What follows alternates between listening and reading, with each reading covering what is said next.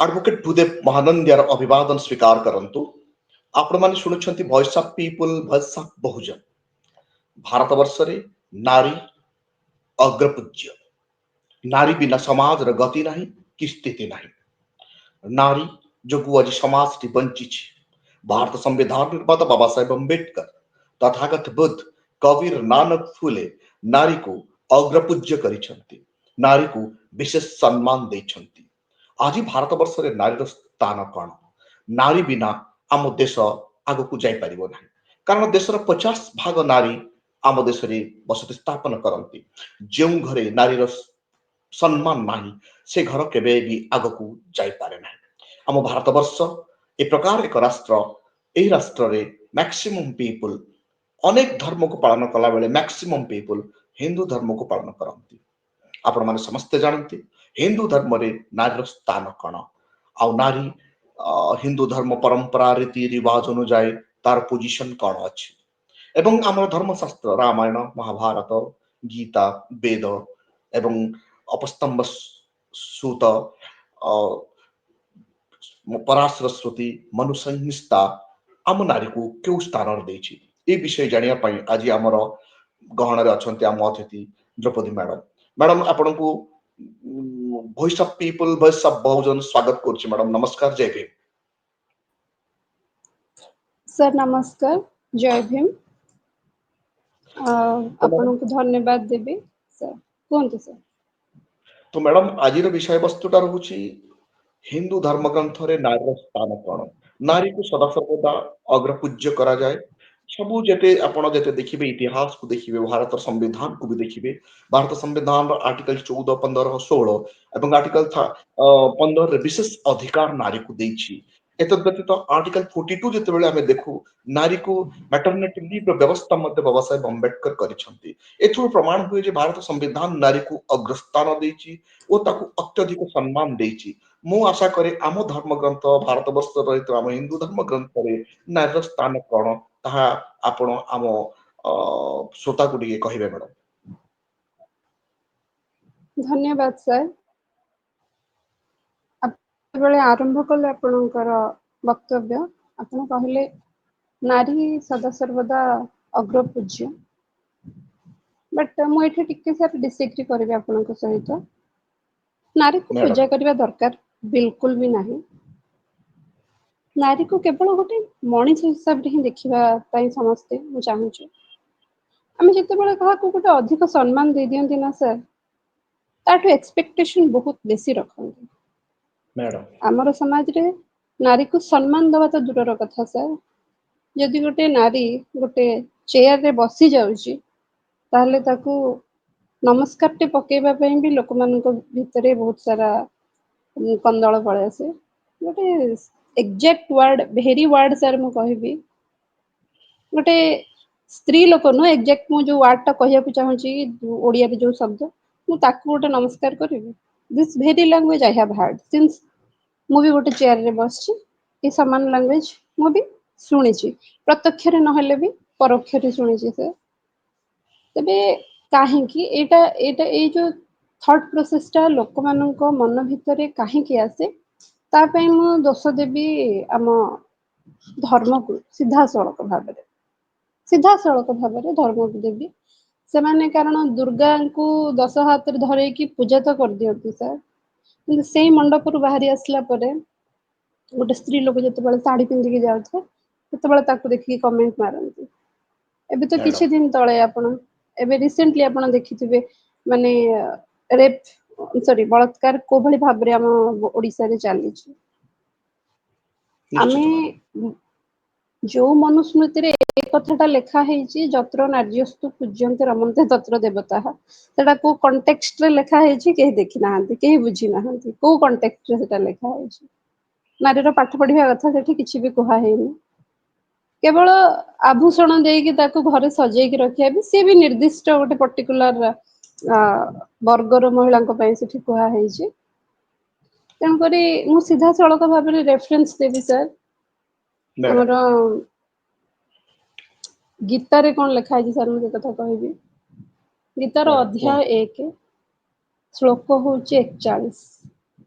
भगवान श्रीकृष्ण कहते जहाँ को कहते लोक मैंने समस्ते कहते अनंत कोटि ब्रह्मांडर नायक सी कहते श्लोक 41 अध्याय 1 रे हे सॉरी अर्जुन कहते अर्जुन भूल कहदेली अर्जुन कहते हे कृष्ण पाप के अधिक बढ़ जाने से कुल की स्त्रियां अत्यंत दूषित हो जाती हैं और हे वार्ष्णेय स्त्रियों के दूषित हो जाने पर वर्ण संकर उत्पन्न होता है। या आगु पछर भी बहुत श्लोक रही जे चाहिए ताको पढ़ी परिवे किछि नहीं समय कम जेहेतु मु केवल 41 नंबर श्लोक टी सर कहूची एठी अर्जुन कहउचंती दीति कृष्ण जी से कहउचंती जे यदि पापर भार बढ़ी जाउची ताले कूलर स्त्री माने दूषित हो जानती केमती हो जानती जे आई डू नॉट अंडरस्टैंड यदि पाप बढ़ी गला स्त्री माने केमती दूषित हेले पुरुष माने भी तो ही परिथांते। अच्छा ये माने होची सेठी केवल गीतार श्लोक नारी को दिया जाय छै।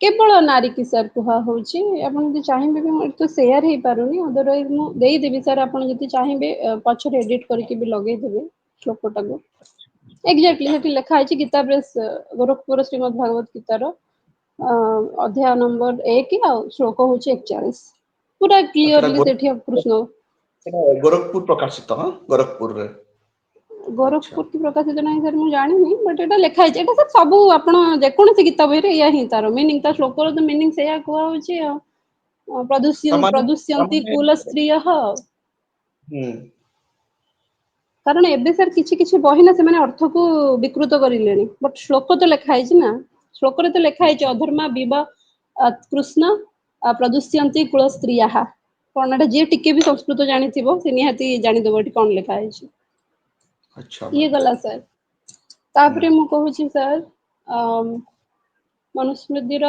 5 नंबर अध्याय श्लोक 147 48 49 50 51 लिखा है स्त्री चाहे बालक युवती अथवा वृद्ध हो उनको हम्म घर में कोई काम स्वतंत्रता से नहीं करना चाहिए। स्त्री अच्छा बालकपन में पिता की आज्ञा में हम्म, जवानी में पति की आज्ञा में और पति के बाद पुत्र की आज्ञा में रहे परंतु स्वतंत्रता का भोग कभी ना करे। स्त्री पति पिता व पुत्रों से अलग रहने की इच्छा ना करें। अलग रहने से पिता और पति दोनों कुल दोषी हो जाते हैं। सदा प्रसन्नचित और घर के काम में चतुर रहें। घर की सामान को पवित्र रखें और खर्च संभाल कर करें।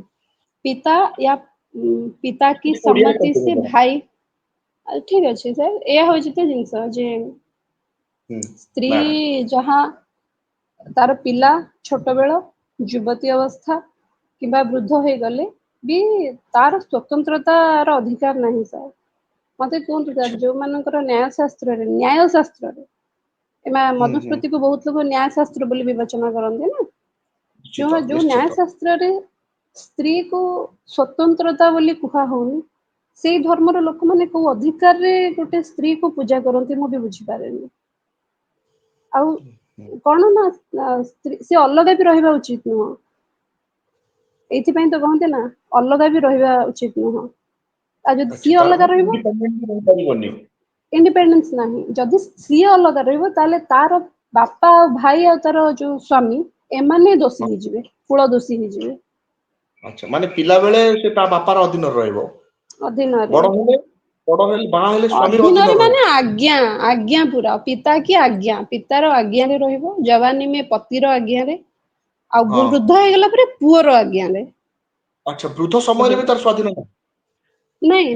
नहीं सर केमती रहबो ପୁରାପୁରି ପରାଧୀନ ରହିଲାଣି। पराधीन सर पराधीन ଆଉ ଏ ଲୋକମାନେ ଯାଇକି ମନୁ ମହାରାଜଙ୍କର ପ୍ରତିମା ସାର ଅଛି ପରା ହାଇକୋର୍ଟ ରେ ରାଜସ୍ଥାନ ହାଇକୋର୍ଟ ରେ ଅଛି ବୋଧେ ସେ ରାଜସ୍ଥାନ ହାଇକୋର୍ଟରେ ମହାରାଜର ପ୍ରତିମା ଅଛି। ତାମାନେ ଭାବନ୍ତୁ ସାର୍ ଯୋଉମାନେ ସେଠି ମନୁ ମହାରାଜଙ୍କର ପ୍ରତିମା ଲଗେଇଛନ୍ତି ସେମାନେ କଣ ଏଇଟା ପଢିନଥିବେ ସେଠି ତ ଡେଫିନେଟଲି ସମସ୍ତ ପଢିଥିବାର ସେମାନେ ଏଟାକୁ ହିଁ ସପୋର୍ଟ କରନ୍ତି। ନିଶ୍ଚିତ ମ୍ୟାଡ଼ାମ ଏଇ तो ଜିନିଷଟାକୁ मैडम ମୁଁ ସପୋର୍ଟ मधु କରେ। संहिताରେ ଏଇ ପ୍ରକାର ଜାଗା ଦେଇଛି, ଗୀତାରେ ଏଇ ପ୍ରକାର ସ୍ଥାନ ନାରୀର ଅଛି, ଅର୍ଥାତ୍ ନାରୀକୁ ଏଇ ଶ୍ଲୋକ ଅନୁଯାୟୀ ନାରୀର ସ୍ୱାଧୀନତା ବିଲକୁଲ ଦେଖଉନି। ମନୁଷ୍ୟତାରେ ଯେକୌଣସି ଭୁଲ ଗୀତାରେ ସମାଜରେ କଳଙ୍କିତ ହେଲେ ନାରୀ ଉପରେ ଦୋଷ ଦିଆଯାଉଛି। ଆଉ ଏମିତି କଣ ଆଉ କୌଣସି ଧର୍ମଗ୍ରନ୍ଥରେ ଏଇ ପ୍ରକାର ଲେଖା ଯାଇଛି କି ମ୍ୟାଡାମ? ଲେଖା ହେଇଛି ସାର୍। ମୁଁ ଅ, କୁରାନର ଗୋଟେ ଆୟତ ବୋଧେ ପଢିଥିଲି, ମୋର ଏକ୍ଜାକ୍ଟ ମନେ ପଡୁନି ସାର୍। ରେଫରେନ୍ସ ଯଦିଓ ମୁଁ ଦେଇପାରିବିନି, କିନ୍ତୁ ମୁଁ ପଢିଛି, ଏଟା କେହି ମିଛ କହିପାରିବେନି। ଯେମିତି ଲେଖା ହେଇଛି, ଯେତେବେଳେ ଗୋଟେ ଝିଅର ବଳାତ୍କାର ହେଇଯାଏ, ହୁଁ ହୁଁ। ସିଏ ସାକ୍ଷୀ 3-4 ଜଣଙ୍କୁ ଯଦି ଦବ, ତାହେଲେ ଯାଇକି ତା କଥା ଶୁଣା ହବ। ଏଇଟା ତାହେଲେ ଲେଖା ହେଇଛି ସାର୍। ସମସ୍ତ ଧର୍ମଗ୍ରନ୍ଥ ନାରୀକୁ ମ୍ୟାକ୍ସିମମ୍ ଇଣ୍ଡିପେଣ୍ଡେଣ୍ଟ ରୁ ବଞ୍ଚିତ କଲା ପରି ଲାଗୁଛି ମତେ। ତ ଆମ ହିନ୍ଦୁ ଧର୍ମରେ ସାର୍ ଆହୁରି କଣ ଲେଖା ଅଛି ମ୍ୟାଡାମ? ଆଉ ଆମ ଗୋଟେ ହିନ୍ଦୁ ସାର୍ ଧର୍ମ ଅଛି, ସେଇ ମନୁସ୍ମୃତିର ଚାପ୍ଟର 2 ରେ ଲେଖା ହେଇଛି, ଏଟା ହଉଛି 212 ରୁ 216 ଶ୍ଲୋକରେ ଲେଖା ହେଇଛି ଯେ ସ୍ତ୍ରୀ ମାନଙ୍କର ସ୍ୱଭାବ ହିଁ ସେମାନେ ପୁରୁଷ ମାନଙ୍କୁ ଦୋଷ ଲଗେଇ ଦିଅନ୍ତି। ତେଣୁକରି ବୁଦ୍ଧିମାନ ପୁରୁଷ ମାନେ ବି ସ୍ତ୍ରୀ ମାନଙ୍କ ଠାରୁ ସବୁବେଳେ ସାବଧାନ ରହିବା ଉଚିତ। ସଂସାରରେ ପୁରୁଷ ପଣ୍ଡିତ ହଉ କିମ୍ବା ମୂର୍ଖ ଆଚ୍ଛା। ହଉ, ହୁଁ। ତାକୁ କାମ ଆଉ କ୍ରୋଧରେ ବଶ କରିକି କୁମାର୍ଗକୁ ନେଇଯିବା ପାଇଁକା ସ୍ତ୍ରୀ ମାନେ ବହୁତ ସମର୍ଥ ଅଛନ୍ତି। ତା ଏକଥା ବି ଲେଖା ଅଛି, ମା, ଭଉଣୀ କିମ୍ବା ପୁତ୍ରୀ ମାନେ ଝିଅ ର ଏକାକି କୋଉଠି ବି ବସିବନି। କାରଣ ନାରୀ ମାନେ ସେମାନଙ୍କୁ କୁମାର୍ଗକୁ ନେଇଯିବେ। କେନ୍ ଇମାଜିନ୍ ସାର୍, ଆପଣ ଆପଣଙ୍କ ଝିଅ ସହିତ ବି ବସି ପାରିବେନି, ମୁଁ ମୋ ବାପାଙ୍କ ସହିତ ବସି ପାରିବିନି, ମୁଁ ମୋ ଭାଇ ସହିତ ବସି ପାରିବିନି। ଲେଖା ହେଇଛି ସାର୍, ଚାପ୍ଟର 2 ଶ୍ଲୋକ 212 ରୁ 16। 212 ରୁ 16। କୌଣସି ସ୍ତ୍ରୀ ତ ତାର ପୁରୁଷ ତା ଭାଇ ସହିତ, ତା ବାପା ସହିତ ନିଶ୍ଚିତ ଭାବେ ରହିପାରିବ, ମିଶି ପାରିବ, ବସି ପାରିବ, କୁଆଡେ ବି ଯାଇପାରିବ। କାରଣ ସେମାନେ ତ ଫ୍ୟାମିଲି ମେମ୍ବର। ଏଇ ପ୍ରକାର ତ ହବା କଥା ନୁହଁ। ଏଇ ପ୍ରକାର ବାରଣ କରାଯିବା କଥା ନୁହଁ। ଲେଖା ତ ହେଇଛି ସାର୍। ଏଇ ପ୍ରକାର ବାରଣ କରାଗଲେ ତାର ସମ୍ବିଧାନର ଆର୍ଟିକଲ 21 ଲିବରିଟି ଖତମ ହଉଛି, ଏବଂ ଭାରତ ସମ୍ବିଧାନର ଯୋଉ ଇଣ୍ଡିପେଣ୍ଡେଣ୍ଟ ଫ୍ରିଡମ ରହୁଛି, ତାର ଫ୍ରିଡମ ଅଫ ସ୍ପିଚ କୁ ମଧ୍ୟ ଏଇଟା ଆଫେକ୍ଟ ହଉଛି। ତ ମୁଁ ପଢୁଥିଲି ମ୍ୟାଡାମ, ମୁଁ ଯେତିକି ଜାଣିବାରେ ମତେ ସମସ୍ତେ କହନ୍ତି, ମୁଁ ଅବଶ୍ୟ ଏତେ ଧର୍ମଗ୍ରନ୍ଥ ପଢି ନାହିଁ, ଅଳ୍ପ ଟିକେ ଟିକେ ପଢିଛି। ମୁଁ ଯେତିକି ଜାଣିଥିଲି ଯେ ଆମ ଧର୍ମଗ୍ରନ୍ଥରେ ନାରୀର ସ୍ଥାନ ସର୍ବାଗ୍ରେ ଏବଂ ନାରୀକୁ ସର୍ବଦା ସମ୍ମାନ ମିଳେ। କିନ୍ତୁ ବର୍ତ୍ତମାନ ମୁଁ ଯେତିକି ଜାଣିପାରିଲି ଯେ ମନୁ ସଂହିତା, ଗୀତା, ଏଇ ଜାଗା ମାନଙ୍କର ନାରୀକୁ ଏଠି ଖତମ କରି ଦିଆଯାଇଛି। ଯେକୌଣସି ସମାଜର ପାପକୁ ହେଲେ ନାରୀ ଉପରେ ଲଦି ଦିଆଯାଉଛି। ଆଉ ସାର୍ କଣ ଲେଖା ହେଇଛି ମହାଭାରତ? ମହାଭାରତର ମହାଭାରତ ଯୋଉ କଣ? ମହାଭାରତରେ ସାର୍ ଆଦି ପର୍ବ ଅଛି, ତାର ହୁଁ। ଶ୍ଲୋକ ଅଛି ଚାପ୍ଟର କ୍ଷତ୍ରିୟ ମାନଙ୍କର ଉତ୍ପତ୍ତି। ତ ଆଚ୍ଛା। ସେଠି ଯେତେବେଳେ ଆଜ୍ଞା ସାର୍, ଏଟା ଗୋଟେ ଭାରି ପିକୁଲିଆର କଥା, ଯୋଉମାନେ ପ୍ରାଉଡ ଟୁ ବି କ୍ଷତ୍ରିୟ ଲେଖନ୍ତି ନା, ଆଚ୍ଛା ହଁ ତ ମ୍ୟାଡ଼ାମ କୁହନ୍ତୁ। ପ୍ରାଉଡ ଟୁ ବି କ୍ଷତ୍ରିୟ ଲେଖନ୍ତି। ତ ହୁଁ ସେଠି ଅଛି ଗୋଟେ ଶ୍ଲୋକ ସାର୍, ଯୋଉଠି ଲେଖା ହେଇଛି କି ପରଶୁରାମ, ଆପଣ ଜାଣିଥିବେ, ସେ ରାଗିକି 21 ଥର ଯୋଉ ଆମର ପୃଥିବୀକୁ ନିପାତ କ୍ଷତ୍ରିୟ କରିଥିଲେ ଶୂନ୍ୟ କରିଦିଏ। ନିଶ୍ଚିତ। କ୍ଷତ୍ରିୟ ନିପାତ। ତ ଯୋଉମାନେ କ୍ଷତ୍ରିୟ ମାନଙ୍କର ସ୍ତ୍ରୀ ମାନେ ଥିଲେ, ସେମାନେ କଣ ହୁଁ କରିଥିଲେ ନା, ବ୍ରାହ୍ମଣ ମାନେ ଯାଇକି ତାଙ୍କ ସହିତ ସମ୍ଭୋଗ କରିକି ପିଲା ଜନ୍ମ କରିଥିଲେ, ଆଉ ସେଇମାନେ ହେଇଥିଲେ କ୍ଷତ୍ରିୟ। ତ ଆଦି ଏଇ ପର୍ବରେ ଲେଖାଯାଇଛି ଜିନିଷଟା ଏଠି। ବି ଅଛି। ଆଦି ପର୍ବରେ, ମହାଭାରତର ଆଦି ପର୍ବ, ମୁଁ ଆପଣଙ୍କୁ ଏକ୍ଜାକ୍ଟ କହିଦେବି ସାର୍। ଏଇଟା ଖାଲି ଗୋଟେ ମିନିଟ ସମୟ ଦିଅନ୍ତୁ ଆପଣ, ମାନେ ଆଚ୍ଛା ଏଇଟା ଲେଖା ହେଇଛି ସାର୍। ଆଚ୍ଛା ମ୍ୟାଡ଼ାମ, ନିଶ୍ଚିତ। ତାହେଲେ ଏଥିରୁ ଜଣା ପଡୁଛି ଯେ ନାରୀକୁ ଅପମାନିତ କରାଯାଉଛି ଏଇ ଜାଗାରେ। ମହାଭାରତର ଆଦି ପର୍ବରେ ନାରୀକୁ ଅପମାନିତ କରାଯାଇଛି। ଗୋଟେ ଭୋଗ୍ୟ ବସ୍ତୁ ପରି ଲାଗିଲାଣି ମତେ। ଗୋଟେ ନାରୀ ସର୍ବଦା ଆମେ ସମ୍ମାନ ଦବା ଦରକାର। ସମାଜରେ ଯଦି ନାରୀକୁ ସମ୍ମାନ ନାହିଁ, ତାହେଲେ ନାରୀ ଆମ ସମାଜ ସୁସ୍ଥ ସମାଜ ଗଠନ ହେଇପାରିବନି।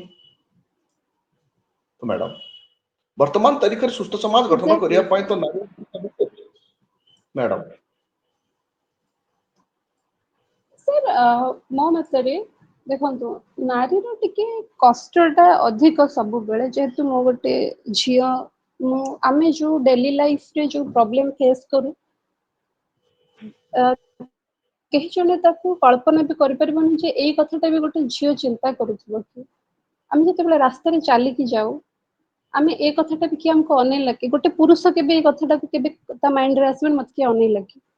ବଟ୍ ଆମେ ନିଶ୍ଚିତ ସବୁବେଳେ ଯେତେବେଳେ ବସ ରେ ବି ଯାଉ ଆମ ଭିତରେ ଗୋଟେ ଡର ଥାଏ କିଏ ଆମ ଶରୀରରେ ହାତ ଲଗେଇଦବ କି, କିଏ ଆମକୁ ଚାହୁଁଛି କି, ମାନେ ଆମେ କାହାର ଚାହିଁବାରେ ବି ଆଫେକ୍ଟ ହଉ। ମ୍ୟାଡାମ ଏଇ ତେଣୁ ଆଉ ପିଲା ଜନ୍ମ କରିବାର ଯୋଉ କଷ୍ଟଟା କେହି ମାନେ ଇମାଜିନ ବି କରିପାରିବ ନାହିଁ, କିନ୍ତୁ ଏଇ ମନୁସ୍ମୃତିରେ ଲେଖା ହେଇଛି ଯେ ଯେହେତୁ ଗୋଟେ ପୁରୁଷ ତାର ବୀର୍ଯ୍ୟ ପ୍ରଦାନ କରେ ପିଲା ଜନ୍ମ ହବା ପାଇଁ, ତେଣୁକରି ତାର ସବୁବେଳେ ଅଧିକ ମାନେ ଇମ୍ପୋର୍ଟାନ୍ସ ରହିଛି। ମୁଁ କହୁନି ମାନେ ଅଧିକ କମ କାହାକୁ କହିହବନି, 23ଟା କ୍ରୋମୋଜୋମ ଗୋଟେ ପୁରୁଷର, 23ଟା କ୍ରୋମୋଜୋମ ଗୋଟେ ସ୍ତ୍ରୀର ଝିଅର ମିଶିଲେ ହଁ 23 pairs of chromosome ମିଶିଲେ ହିଁ ଗୋଟେ ଜାଇଗୋଟ ସୃଷ୍ଟି ହୁଏ ଏବଂ ତାପରେ ଗୋଟେ ପିଲା ଜନ୍ମ ହୁଏ ସାର୍। ହଁ ବଟ ନିଶ୍ଚିତ ମ୍ୟାଡାମ। ପିଲାଟାକୁ ଯୋଉ 9 ମାସ 10 ମାସ ଗୋଟେ ଝିଅ ତା ଗର୍ଭରେ ରଖେ, ସେଇ ଯୋଉ ସମୟର କଷ୍ଟ ଆଉ ପିଲା ଜନ୍ମ କରିବାର ଯୋଉ କଷ୍ଟ, no one can imagine and କେହି ତାକୁ sympathetic କେହି କହିପାରିବନି କି ମୁଁ ତମ କଷ୍ଟଟା ଅନୁଭବ କରିପାରୁଛି, ପ୍ରଶ୍ନ ଉଠୁନି। କିନ୍ତୁ ଯେତେବେଳେ ଆମେ ନାରୀକୁ ଗୋଟେ ଦେଇ ଦିଅନ୍ତି, ମାନେ ମିଛ ପ୍ରହସନ କରିଦିଅନ୍ତି ଯେ ଆମେ ପୂଜା କରୁଛନ୍ତି, whereas ନାରୀକୁ ସବୁଠାରୁ ନିମ୍ନ ଭାଗରେ ହିଁ ରଖାଯାଏ ସବୁ ଆଚ୍ଛା ଜିନିଷରେ। ସାର୍ ଆପଣ ଦେଖନ୍ତୁ ମ୍ୟାଡାମ ସାର୍, ତେଣୁ କରିକି ଏଜୁକେସନ ଉପରେ ଅଧିକାର ଦେଇଛି କି ଆମ ଧର୍ମଗ୍ରନ୍ଥ? ନାଇଁ ସାର୍, ମୁଁ ଆପଣଙ୍କର ଯଦି ଇଫ ୟୁ ରିମେମ୍ବର ମୁଁ ପଛ ଇଏରେ ହିଁ କହିଥିଲି, ସେଠି ହଁ ସେ ଲେଖିଥିଲା ଯେ ସ୍ତ୍ରୀ ମାନଙ୍କର ଶାଶୁଘର ହିଁ, ମାନେ ତାର ଯୋଉ ଶାଶୁଘର ହିଁ ତା ପାଇଁ ଗୁରୁକୁଳ, ଏବଂ ତାର ଯୋଉ ଗୃହାଗ୍ନି ତା ପାଇଁ ସେଟା ହଉଛି ଅଗ୍ନିକୁଣ୍ଡ, ଏବଂ ପତିର ସେବା କରିବା ହିଁ ତାର ଧର୍ମ। ଏ କଥାଟା ବି ମନୁସ୍ମୃତିରେ ଲେଖା ହେଇଛି। ତେଣୁକରି ସାର୍ ଆମେ କୋଉଠି ସାର୍ କୋଉ ଜିନିଷଟାକୁ ହିଁ କହିପାରିବା ଯେ ନାରୀ ପାଠ ପଢିବା ପାଇଁ ଅଧିକାର କୋଉଠି ତାକୁ ଦେଲା? ବିଲକୁଲ ଦେଲାନି ଅଧିକାର। ସେ ତ କହିଦେଲା ସ୍ଵାମୀର ଘର ହିଁ ତା ପାଇଁ ଗୁରୁକୁଳ। ସ୍ଵାମୀ ଘରେ ଯାଇକି କଣ କିଏ ପାଠ ପଢେ ସାର୍? ଆଉ ଆଚ୍ଛା ଘରେ କୋଉ ଗୃହ ଅଗ୍ନି ଜଳେ? ରୋଷେଇ କରିବା ଅଗ୍ନି ହିଁ ତ ଜଳେ ନା। ଆଜ୍ଞା ଏଇଟା ଲେଖା ହେଇଛି ମନୁସ୍ମୃତି ଚାପ୍ଟର 2 ଶ୍ଲୋକ ନମ୍ବର 65, 66, 67, 68, 69। ଆଚ୍ଛା ଆଚ୍ଛା ଆଚ୍ଛା। ତ କିନ୍ତୁ ଏଠି ଓଲଟା ଦିଶୁଛି ମ୍ୟାଡାମ, ଭାରତ ସମ୍ବିଧାନର chapter 3 article 21 right to education ଦଉଛି ଓମେନ କୁ, ପଢିବାର ଅଧିକାର ଦଉଛି। ହଁ ଆର୍ଟିକଲ 19 ରାଇଟ। କରିବାର ଅଧିକାର ଦଉଛି, କଥା କହିବାର ବି ଅଧିକାର ଦେଇଛି। ଭାରତର ଯେକୌଣସି ସେଟା ଜାଗାରେ ବୁଲି ସମ୍ବିଧାନ ପାରିବ। ଦେଇଛି ନା, ସମ୍ବିଧାନ ଦେଇଛି ନା ସାର୍, ସେଟା ମନୁସ୍ମୃତି ଥୋଡି ସମ୍ବିଧାନରେ ଦେଇଛି। ଅଛି, କିନ୍ତୁ ମନୁ ସମ୍ବିଧାନ ଦେଇଛି। ସମ୍ବିଧାନରେ ସବୁ ଅଧିକାର ନାହିଁ।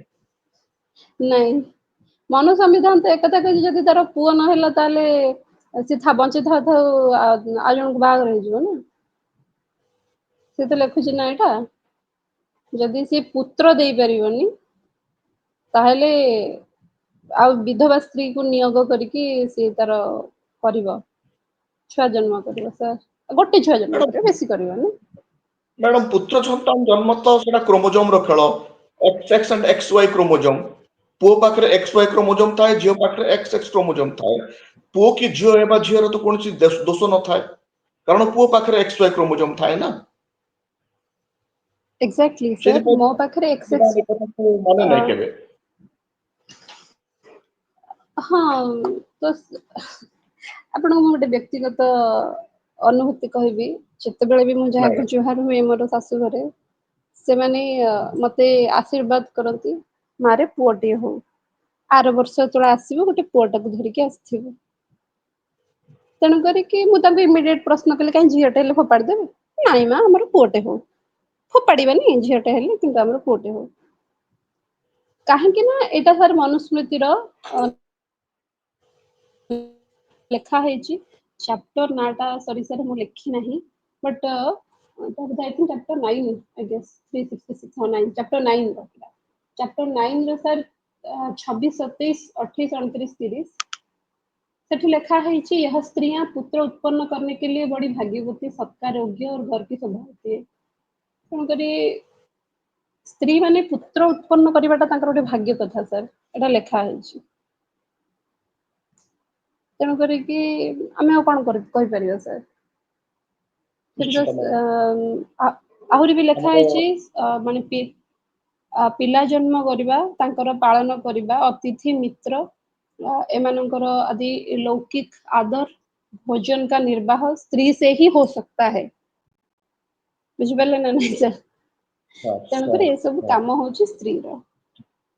ठीक अच्छे मैडम हमर तो ए समय सब बेसी ही जाउ सर सर मैडम हाँ सर आ सर आ ये सब काम कले ही स्वर्ग प्राप्ति हम स्त्री रो। अच्छा तेणुकर तो सर जदि सर से नब ना सी लिखा अरे पति के विरुद्ध करने से लोक में निंदा पाती है और सियार की योनि में जन्म लेती है और बुरे रोगों से दुखी होती है सर। सियाल योनि रे जन्म नब जदि मो स्वामी कथा न मानिबी नेक्स्ट जन्म हमर हबो ए कथा लिखा है सर। ओके तो आज आलोचना आपण मैंने शुणुले जो मैडम आपण मानक हिंदू धर्मशास्त्र तथा मनुसंहिता महाभारत एवं गीता रे नारी स्थान कौन ताहा बुझाऊले अन्य पक्ष भारत संविधान चैप्टर 3 आर्टिकल 21 एवं आर्टिकल 15, 16 और 14 को प्रकार भाव नारी को समानता दूची ताहा आपण माने शुणुले। वर्तमान आम समय हो मैडम आपन को विशेष विशेष धन्यवाद आपण आज आम सहित जोग देथिबार। धन्यवाद सर। सबू जो माने आम स्ट्रीम देखुचंती से मानन को भी बहुत बहुत साधुवाद। आउ दयाकरी समस्त चैनल को सब्सक्राइब करंतु, शेयर करंतु, जागृत हुअंतु, प्रश्न पचारिबा सिखंतु। जय भीम सर। जय हिंद। आपण मन देखुचंती वैशाख पीपुल वैशाख बहुजन वर्तमान पर्यंत जदि आपण मन हम चैनल को सब्सक्राइब करनाहंती दयापूर्वक सब्सक्राइब करंतु, लाइक करंतु, बेल रो आइकन दबांतु आउ ए वीडियो रो केमति लागला आपण निश्चित भाबे कमेंट करंतु नुआ नुआ विषय जानिया पाई आपण से आपण अम्मान सहित जोगाजोग